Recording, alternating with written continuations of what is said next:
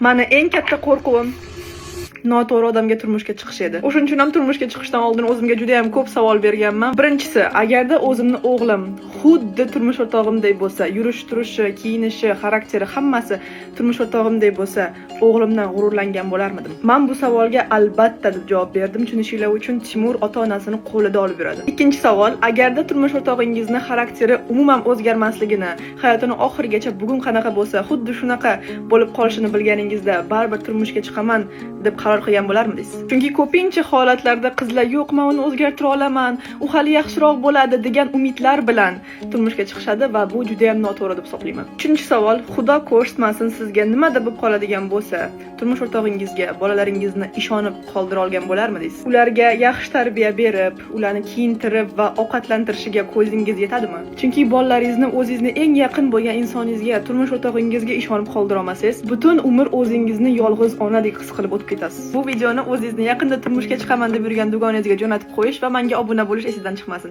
Love you. Bye bye.